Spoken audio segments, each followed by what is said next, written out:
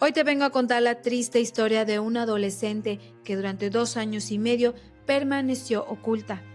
Descubrirás cómo el odio y el poder y las divisiones afectan demasiado a las personas de formas inimaginables. Lo que ella vivió ahí dentro y las reflexiones que hizo las conocerás el día de hoy. Hoy veremos la historia del diario de Ana Frank. Antes de comenzar este video, quiero agradecerte muchísimo por permanecer conmigo, por ver cada uno de los videos, por comentar, por compartir, por darle like. De verdad ayudas mucho a este canal. Ojalá que este 2026 para ti sea maravilloso, lleno de bendiciones y alegrías. De verdad, espero seguir contándote historias y que no olvides de compartir, suscribirte y darle like a este video. Ayudas muchísimo a este canal.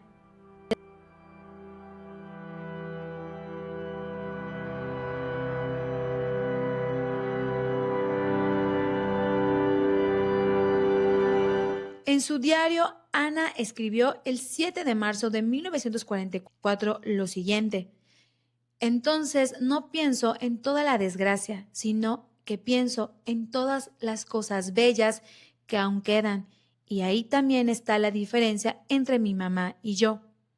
¿Quién es Ana Frank? ¿Por qué, pues, de ser alemana pasó a ser apátrida? ¿Por qué luego se fue a vivir a Países Bajos o conocido como Holanda? ¿Pero por qué? ¿Qué pasa con esta chica y toda su familia?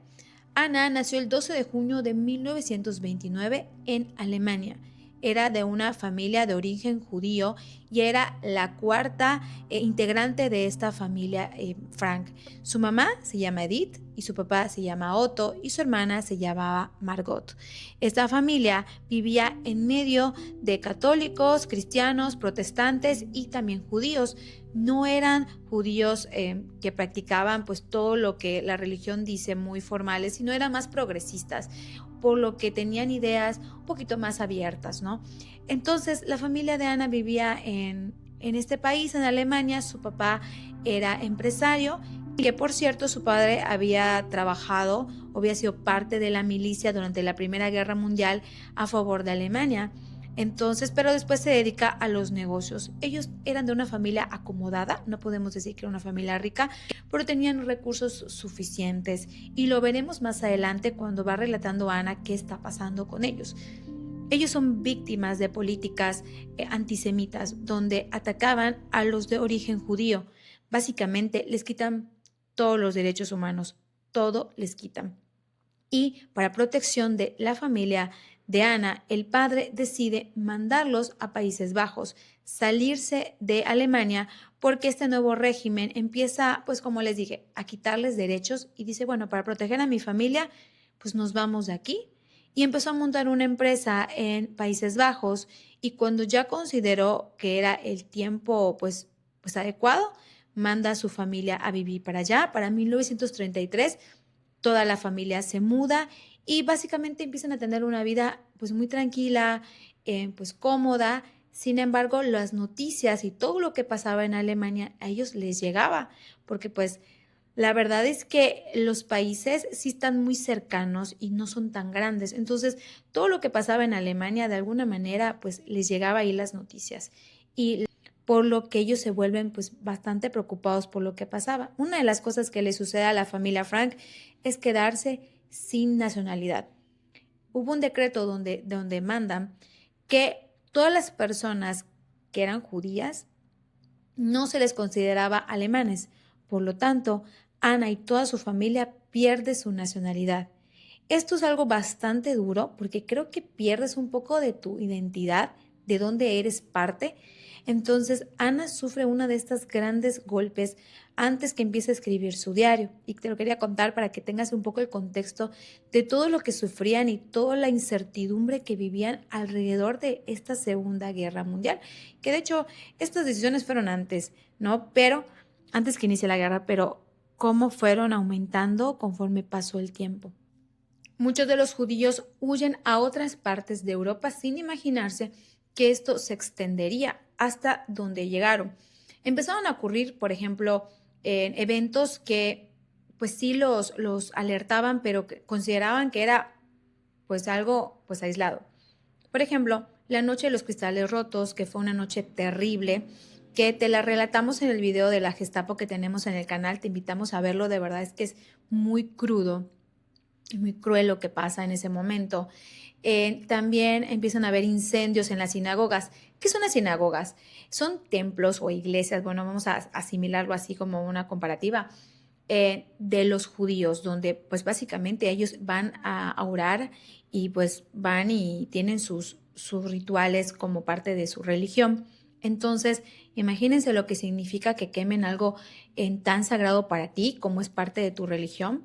Entonces, yo creo que me sentiría muy mal si quemaran alguna catedral, alguna iglesia católica, porque bueno, es la religión que yo profeso y me sentiría muy mal. Yo creo que para ellos habrá sido bastante triste leer estas noticias, bueno, leerlas porque el periódico era lo que había, abundaba, y escucharlas en la radio porque era parte de las formas de comunicación que existía en ese momento.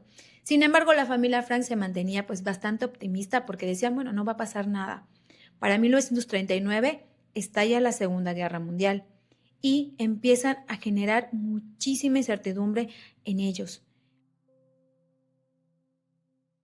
Si bien es cierto, Países Bajos se mantenía neutral, empezaron a presionar muchísimo a los Países Bajos. Para 1940, la reina Guillermina huye a Londres dejando pues el país solo y pues básicamente es apoderado por los alemanes. Por lo tanto, las leyes antisemitas empiezan a aplicarse a este país y Otto muy inteligentemente empieza a pensar qué puedo hacer para proteger a mi familia. ¿Cómo la puedo proteger? Entonces él tenía una empresa y en esta empresa era como varias secciones, ¿no? Donde de frente había como las oficinas y todo lo demás, pero atrás había anexos donde él decide esconder a su familia. Ellos eran 4, como ya lo platicamos, entonces empieza a pensar cómo hacer para esconderse. Algo que ellos pensaron que iba a ser un escondite, pues así, muy breve, de una semana o 2. El 12 de junio de 1942 es el cumpleaños número 13 de Ana y uno de los regalos que le hacen es un cuaderno o un diario y su primera página es escrita el 14 de junio de 1942 y dice así: a ti, mi diario, te vi en primer lugar y sin duda fuiste mi mejor regalo. También me obsequiaron un ramo de rosas, un cactus y unas ramas de rosas silvestres. Era un cuaderno de cuadros rojos y blancos que ella le había enseñado a su padre un poco antes de su cumpleaños. Este diario está escrito en neerlandés, pocas veces utiliza palabras en alemán o en inglés. Cuando le regalan este diario, la familia aún no estaba pues escondida, tenían una vida normal, y digo normal porque habían muchísimas restricciones que Ana nos va contando. Y Ana nombra a este diario como Kitty, supuestamente haciendo referencia a uno de los personajes de unas novelas que ella había leído y un personaje se llamaba así. Pero entonces todo el diario se refiere como que le escribe cartas a esta amiga llamada Kitty, pero Kitty es el diario. Entonces siempre es como, querida Kitty, y te vengo a contar y te vengo a decir como una plática entre dos chicas, ¿no? Están platicando, pero Kitty no es más que el diario como tal. En su diario, Ana empieza a relatar que recibieron una llamada muy particular de parte de la SS. La SS era la policía, pues básicamente la que te estaba vigilando y te mandaba a estos campos de trabajo donde pues desafortunadamente muchos judíos fueron desvividos. Ellos tenían idea de lo que más o menos pasaba porque lo escuchaban en la radio de otras estaciones, como por ejemplo la de Londres, entonces sabían un poquito de lo que pasaba ahí, entonces se morían de miedo de lo que pudiese ocurrir. Cuando reciben la llamada piensan que esta llamada es para el padre, para Otto, para que él se presente ahí, pero no era para Otto, era para Margot, que todavía tenía 16 años en ese momento. Entonces el padre toma la decisión de irse a esconder sí o sí. ¿Por qué? Porque evidentemente esta llamada era para que el día siguiente se presente. Entonces le dice a sus hijas y a su esposa, agarren todo lo que puedan, póngaselo encima y vámonos de aquí.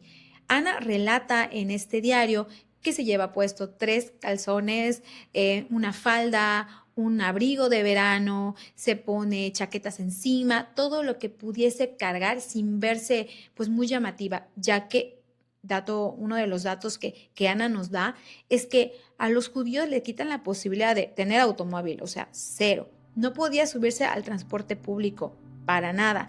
Tampoco podía irse a comprar a cualquier hora. Los judíos solamente podían comprar de 3 a 5 de la tarde y solo en tiendas judías. Además de solamente ir caminando. Imagínense lo difícil que era para Ana. De hecho, hay un relato en el diario donde dice que tiene que ir al dentista y camina muchísimo para ir en el sol, en el calor. Imagínense, junio, julio, el calor, a lo mejor y no es como, por ejemplo, pues aquí tenemos el calor aquí en Mérida, que es un calor sofocante, pero al final es calor y con la ropa que tenían, pues se vuelve un poquito más complicado para ellos, ¿no? Tener que recorrer tantas distancias para eso. Otro de los derechos que le quitan a los judíos es la de andar libremente. Entonces, pues ellos tenían que salir durante el día y además caminando muy discretamente porque no podían ir con pues valijas o equipaje o maletas porque pues estaban dando a entender que estaban huyendo y ellos no podían huir. Los judíos estaban registrados perfectamente, quién era, dónde vivían, cuántos estaban en la familia. O sea, los tenían muy vigilados y poco a poco los iban mandando a estos campos de trabajo. Entonces, pues la familia estaba muy asustada porque sabía lo que les esperaba y por eso huyen tan apresuradamente con lo poco que ellos pudiesen tener encima. Huyen. En este diario, Ana nos va relatando muchísimas cosas de los que le quitan en las pocas semanas que tiene el diario. Por ejemplo, que ellos no pueden salir en las noches. Si tienes algún balcón, alguna ventana, no puedes acechar. O sea, literal, no puedes salir a la puerta de tu casa después de 7, 8 de la noche. No podías andar por las calles, tampoco podías comprar en cualquier lugar. Tenían prohibida la visita a teatros y cines. O sea, imagínense, o sea, no podían ir a ningún lugar de entretenimiento, no podían tomar el transporte público, tenían muchísimas restricciones. Era una vida muy difícil, además de todo lo que escuchaban de los campos de trabajo que los podían mandar. Entonces tenían muchísimo miedo. Y Ana nos va contando todas estas cosas que fueron muy difíciles para ella. Ella, cuando llegan a Países Bajos, empieza a ir a una escuela Montessori. Su hermana va a una escuela, vaya, como una secundaria, póngala así. Pero cuando acaban estas escuelas, como que sus años escolares, las mandan a un liceo, que es un liceo donde solamente iban judíos. Solamente judíos aislados de todos los demás. Ella estaba acostumbrada a convivir con otras personas, por ejemplo, católicos, protestantes, no le causaba ningún conflicto porque sus vecinos o amigos eran también de estas religiones.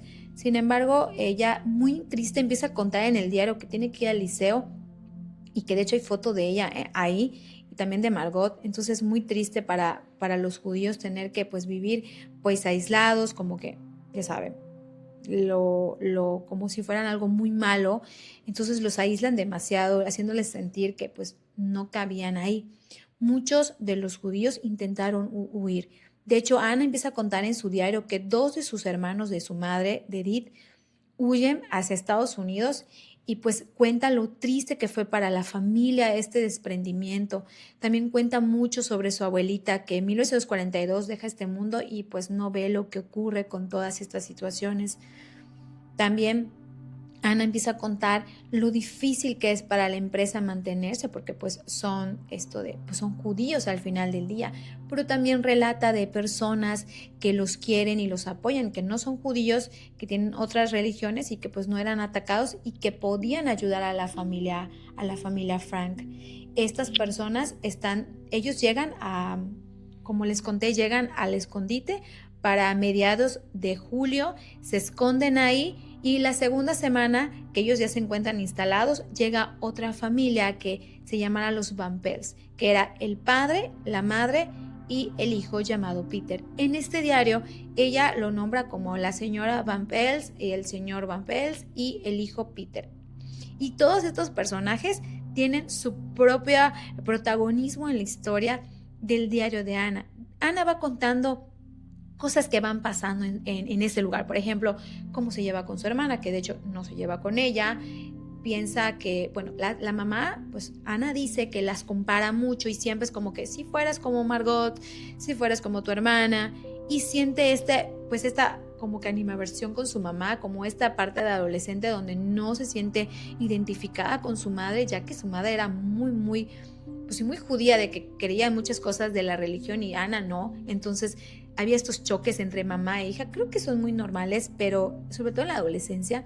Y hay hijos que somos más rebeldes, como por ejemplo Ana. Me siento como un poco como Ana, identificada de no seguir las reglas tal cual como te lo dicen, de que esto es así, tienes que cumplirlo sin cuestionar. Margot era un poco más noble. También Margot tenía su diario, que por cierto es un dato interesante, pero desafortunadamente nunca se encontró el diario de Margot, pero ella también tenía uno donde escribía lo que pasaba, lo que sentía, porque en el diario de Ana hay un momento donde ella escribe, donde estaba con Margot en la habitación y Margot tenía su diario y ella me dijo que si podía leer mi diario y le dije que sí, siempre y cuando ella me dé el suyo. Entonces también Margot estuvo escribiendo ahí, pero pues no podemos saber lo que esta chica dijo. Lo que sí podemos saber es que las hermanas al principio no se llevaron para nada bien y luego, pues sí, hubo este acercamiento, hubo estas pláticas, pero pues fue muchos meses encerrados. Imagínense estar encerrados en lugares donde, o sea, literal, no puedes hacer durante el día, no podían hacer ningún tipo de ruido determinados, tenían como horarios.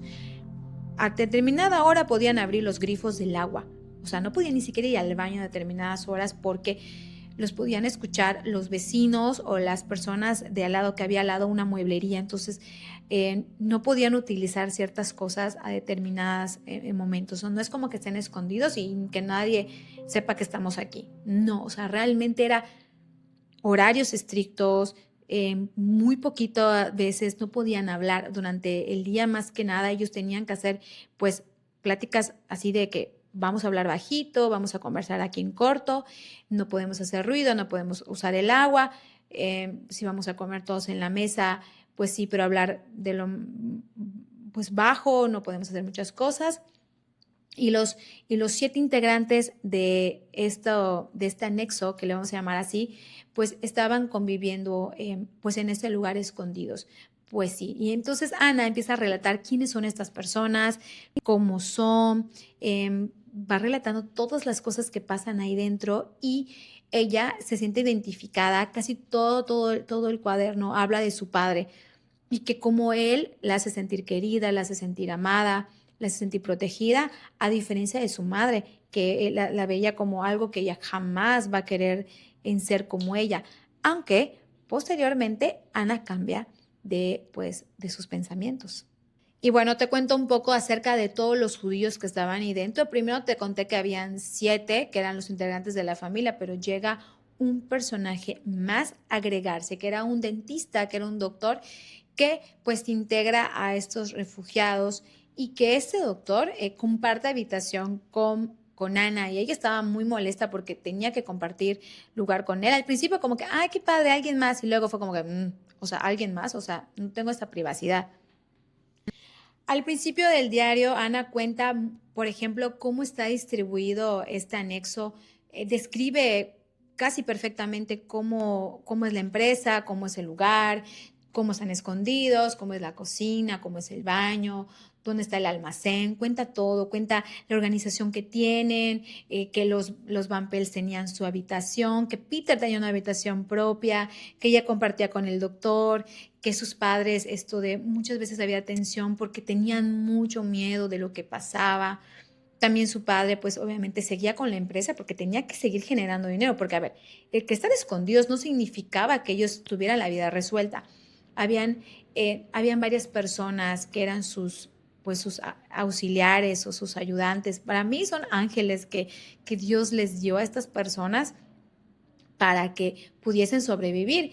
Ellos, pues, don Otto seguía trabajando, generando dinero y obviamente le daban su dinero, pues, vamos a llamarle así, el dinero que ellos podían conseguir y salía esta gente y en el mercado negro conseguían todo lo que ellos necesitaban, ya sea, pues, o sea, literal, leche, comida, materia prima. Sabíamos por Ana que Peter se dedicaba, que es el hijo de los Van Pels, se dedicaba a cortar leña para la estufa, para que pudiesen calentarse, para que pudiesen poder cocinar algo.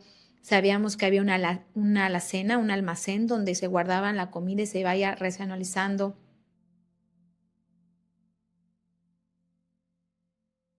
Ana nos relata en esta historia que, por ejemplo, cómo van decorando la casa para que piensen que este anexo no estaba ocupado. Por ejemplo, ponen retazos de tela de diferentes colores, tamaños y costuras, que son las cortinas para que nadie vea lo que había adentro y que pensaran que era un lugar abandonado. Pues muy astutamente, ¿verdad? Ana tenía una personalidad extrovertida, una personalidad impulsiva, muchas veces sentimental, porque cuando ella relata en su diario, empieza a contar que sentía que había injusticias dentro de la casa y que al final era lo que ella mostraba y hablaba y decía, esto a mí no me parece, entonces la veían mal. Y siempre había este anhelo de que vamos a salir, algún día nos vamos a ir y algún día vamos a salir de este lugar. En muchas ocasiones durante todo el diario, que se escribe desde julio de 1942 a agosto de 1944, escribe este diario Ana. Entonces, en este diario va relatando varias cosas. Hubo temporadas, por ejemplo, donde escribía mucho y otras donde no escribía nada. Pasaban 2, 3 semanas y Ana no escribía absolutamente nada de lo que pasaba en ese lugar. Lo que sí podemos resaltar es que Ana pues estaba entusiasmada, pensando en todas las cosas que iban a venir después de la guerra. Todas las noches escuchaban la radio de Londres y de Nueva York, pensando en que escuchaban a Churchill diciendo, oye, ya pronto van a caer y pronto va a pasar esto y pronto va a acabar la guerra. Entonces, ella también relataba esto. La misma Ana relata que a Kitty no le cuenta todo lo que ocurre ahí, que pasan muchísimas cosas en el anexo y que le cuenta muy, muy poquito, pero va relatando muchas cosas de lo que ocurre ahí, ¿no? La relación difícil que tenía con su madre, el amor que le tenía con su padre, pues sí, las rencillas que tenía con el doctor, el cariño que le tenía a las personas que les llevaban esta comida, que les llevaban toda esta ayuda, que era un matrimonio, los Miers, que los ayudaban. Habían otras dos personas que tienen nombres así medios, la verdad que no los pude saber cómo se pronunciaban. Les dejo los nombres para que ustedes sepan. Pero los ayudaban un montón. Va relatando que estas personas también se enferman. Uno de ellos le da cáncer, otro le da problemas en la úlcera, otro tiene problemas en el estómago. Y de hecho, relata que cuando ellos no van a verlos, ellos se quedan muchas veces sin comida y sin estas raciones de comida que necesitaban. Entonces, básicamente dependían absolutamente de estas personas que los auxiliaban todo el tiempo, porque sin ellos, ellos no iban a sobrevivir. De verdad, unos ángeles para la familia Frank y los Van Pels y el doctor. Estos personajes viven diferentes situaciones durante los 2 años que se encuentran ahí recluidos. Una de las cosas que, bueno, pasan 3 veces. Entran ladrones a la empresa y ellos tenían miedo de que sea la policía, la SS, pero no, eran ladrones y no podían hacer absolutamente nada. Ellos tenían miedo que los ladrones se encontraran en el anexo. Entonces, básicamente eran callados, escondidos. Hubo una ocasión que sí entra la policía ahí a encontrar a los ladrones porque dieron el pitazo de que estaban unos ladrones ahí y entonces estaban muriéndose de miedo. Ana va contando en el diario también cómo se va desarrollando esta historia con Peter y todo el enamoramiento que hay, pues el primer amor, porque primero era como que me gusta, me atrae, me cae bien y empieza la plática y empiezan a ser confidentes, íntimos, básicamente íntimos amigos. Se da su primer beso, ella lo describe, pasa como ella va contando, va relatando poco a poco lo que ocurre. Ocurre que ella tiene tanta confianza en su padre que le cuenta, de hecho, de Peter y el padre le dice, no, o sea, este no es el momento, estamos encerrados, no es el momento adecuado, a lo mejor más adelante, pero ellos siguen teniendo este pequeño romance ahí dentro de la casa, del anexo, donde se encuentran. Obviamente va relatando estos cambios que hay en la vida de dentro, también cómo van cambiando la gente ahí. La madre se vuelve cada día más angustiada, más temerosa por todo lo que pasaba, porque hay relatos donde cuenta que hay pues estas, pues sí, toda la parte militar llega a Ámsterdam y los empiezan a atacar, entonces que no puedo describirte tal cual lo que pasaba porque nos restringen el video, entonces, Entonces empiezan a ver parte de estos conflictos que empiezan a haber en la ciudad y todos los destrozos, empiezan a escuchar que gente judía, amigos de ellos, son llevados a los campos, entonces se vuelven más angustiados porque lo que pasaba, doña Van Pels así, no se quería deshacer de sus pieles y sus cosas caras y no tenían comida. Una de las cosas que podemos resaltar es que Ana pensó y de hecho escribió en su diario que ella iba a publicar este libro que es La casa atrás, donde iba a contar lo que pasaba en este lugar y lo que ocurría. Ella quería ser una escritora famosa, contar lo que ocurría y todas estas situaciones. Sin embargo, pues le llega la realidad, ¿no? La realidad donde pues desafortunadamente ellos no salen pues libres de esa casa. Ellos los delatan. El último escrito que ella hace en su diario es del 1 de agosto de 1944, donde escribe pues, situaciones como muy de política. Y también otro donde empieza a hablar de la Ana pura, de la Ana alegre, de la Ana, como que ella empieza a hablar de ella como en tercera persona, describiéndose a sí misma, hablando desde otra perspectiva, ¿no? Diferente, ¿no? De quién es Ana. Desafortunadamente alguien los delata, se cree que fue un notario que paga, que le da el pitazo a la policía verde, que eran los de la SS, y les dice que pues se encuentran ahí recluidos 8 judíos. Esto porque supuestamente buscaba protección para su familia, delata a estos judíos.